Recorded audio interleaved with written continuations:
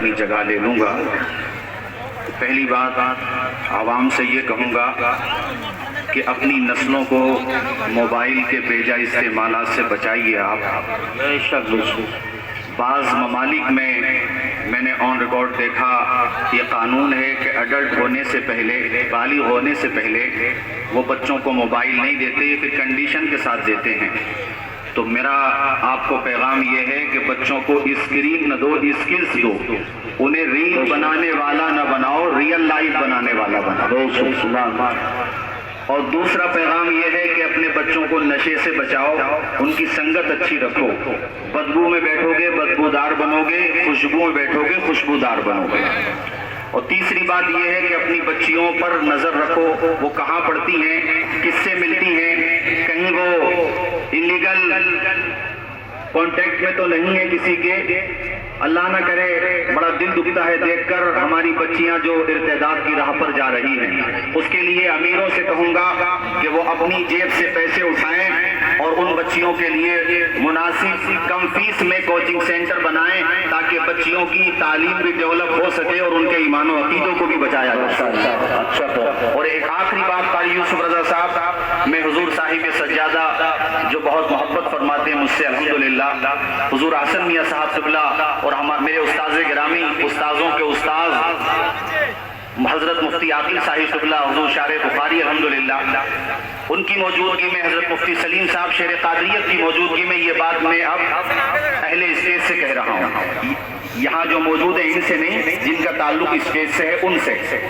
اور یہ بات کہنے سے پہلے میں یہ بتانا چاہتا ہوں کہ ہمارے علماء نے، فقہاء نے، محدثین نے بڑی محنت کی اس بات کی کہ کوئی بھی غلط بات، جھوٹی بات حضور کی طرف منسوب نہ کر سکے، اس لیے کہ حضور کی حدیث ہے من کذب علی متعمدا فلیتبوأ مقعدہ من النار، اور یہ حدیث 60 صحابہ سے مروی ہے۔ اس لیے علماء نے کہا کہ یہ حدیث متواتر ہے مانن، الفاظ الگ الگ ہو سکتے ہیں مگر معنی کے اعتبار سے یہ حدیث متواتر ہے۔ تو علماء نے، محدثین نے اس بات کا خیال رکھا کہ کوئی بھی جھوٹا خطیب ہو، خواہ وہ نقیب ہو، خواہ وہ نثر میں کہنے والا ہو، نظم میں کہنے والا ہو، وہ کوئی جھوٹی بات حضور کی طرف منسوب نہ کرے۔ آپ اندازہ لگائیے کہ امام احمد ابن حنبل المتوفى 241 ہجری، ظاہر ہے یہ سن 2 ہجری کی بات ہوگی یا آخری 3 ہجری کے آخر کی بات ہوگی۔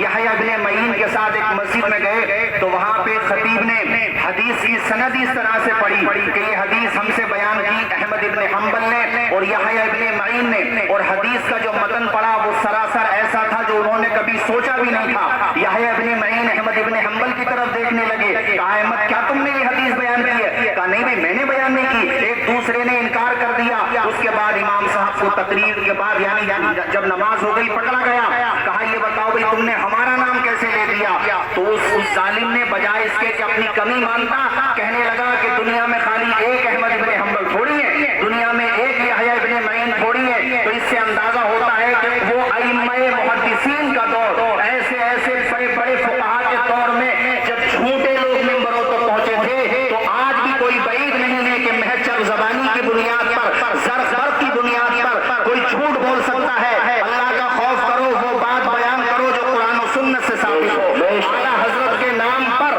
کوئی جھوٹی بات بیان نہ کرو۔ میں نے ایک مفکر کا قول پڑھا تھا، اپنے دلائل کا معیار بلند کرو، آواز بلند کرنے کی ضرورت نہیں پڑے گی تمہیں، عجیب و غریب آوازیں نکالنے کی ضرورت نہیں پڑے گی تمہیں۔ تمہارے دلائل کا انبار اگر، تمہارے دلائل کا معیار اگر بلند ہوگا، خاموشی کے ساتھ، آہستگی کے ساتھ بھی یعنی کم آواز میں بھی بات کہو گے، تمہاری بات میں اثر پیدا ہو جائے گا۔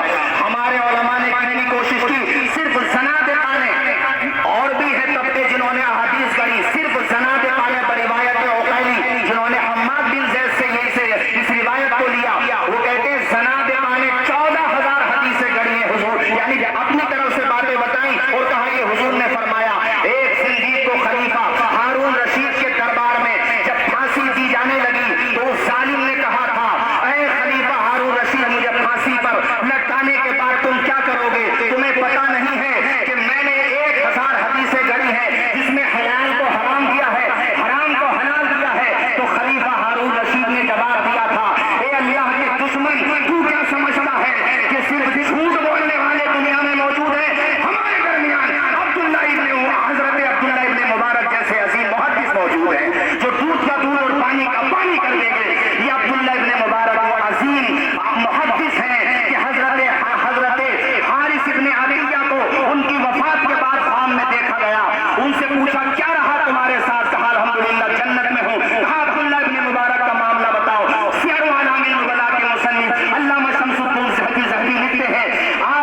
فرمایا عبداللہ ابن مبارک کے بارے میں، حارث ابن عطیہ نے کہا وہ اعلیٰ علین میں اس درجے پہ فائز ہے کہ روزانہ 2 مرتبہ خدا کے دیدار سے مشرف ہوتے ہیں۔ سبحان اللہ، ماشاء اللہ۔ ایسے ایسے عظیم محدثین، انہوں نے محنتیں کی۔ تو میں بڑے درد کے ساتھ کہہ رہا ہوں بس 2 منٹ میں، اب تو کوئی شیر قادریت ایک زمانہ ہو گیا، ہم چھوٹے تھے تب سے تقریر سن رہے ہیں۔